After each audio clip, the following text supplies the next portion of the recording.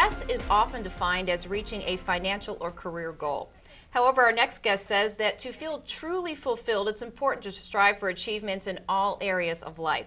Joining us is author and beauty industry educator Millie Hayman. Millie helps cosmetologists become successful entrepreneurs, and she is here with some tips that we all can use. Welcome to the program, Millie. Thank you so much. I'm so glad to be here.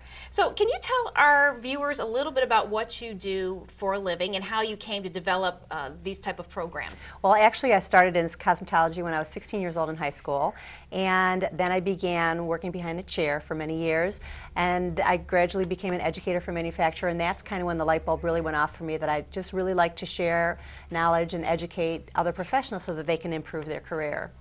Now, in working with business people, you tell them that, they're probably coming to you because they want to get more money into their business and reach some career goals, but you also stress that it's important to set goals in other areas of life. Why is that? Well, one of the things that I just held a webinar recently, and one of the things that I encourage people to do is really to look for, set goals in all areas of your life. So there's a bunch of different areas that you can really focus on, or you can have a broad spectrum. And I think when you have a broad spectrum, it's a little bit more balanced. You're not so out of whack. So I like to encourage people to do all areas, even not just business, but financial, relationship, family, lifestyle, mental, spiritual, things like that, so that they're a little bit more balanced and not just driven in one area or the other. Right, if you're making $1 million but you don't have good health.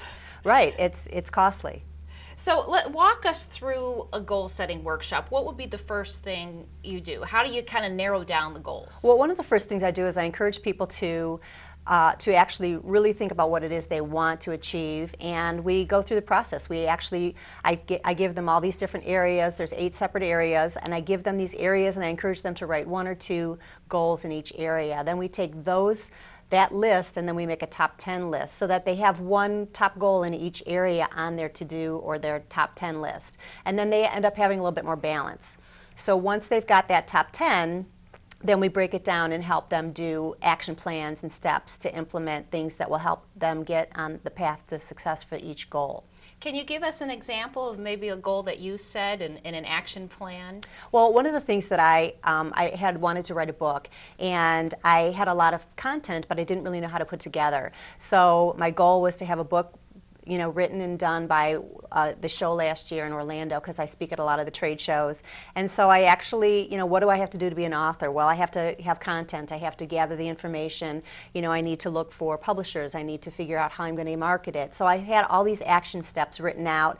And then, it makes it a little bit more easy to do the goal when you have smaller incremental steps that help you move, make forward progress. So that's what I help people, just kind of break down a bigger goal into action steps that are, easier to achieve.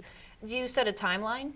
Yeah, I encourage people to have a timeline for their goal, so that, not to beat themselves up if they don't make it, but I think if I don't know, it's been said something like if a goal without a timeline is just a dream. So if you really don't put a timeline to it, you're not holding your feet to the flame to get it done. So. Now, you have a couple books that people can get some of this information inside Millie's marketing mind. Right. And in your books, one of the things you talk about is a vision board, right, which you brought with you today. And can you kind of explain that for our right. audience? Well, I've actually done vision boards for a while. This was something new I did. I just did a webinar or a seminar with ladies who launch, and this is a feng shui vision board. So it has you do things in each area of your life according to the 3-door Bagua. So you have wealth and abundance, fame and recognition, you have all these different areas, and then you kind of just go through magazines and pull out interesting photos that would kind of give you that vision to keep in the back of your mind. And then I encourage people to just kind of keep adding to it. You can see there's some empty spaces there, but I have a lot of different areas on that board, and then I keep posted somewhere where I can visually see it every day so that I'm reminded. It's kind of like having a cornerstone of what I want to do and where I want to be with my goals. So it becomes a part of your life. It does. It's top of mind. And I know we all get bogged down with work and family and issues, and if we tuck this away and don't think about what it is we're working on, it gets swept away, and we just don't ever move forward on it. So by having something like this out and visible, and even working on it throughout the year as you find more things, check off something on your goal list and maybe add something new. So it's a work in progress, and it's something that I find is really helpful for people to have, just to kind of keep them on task. One of the other things you mentioned in your book was the importance of getting a mentor.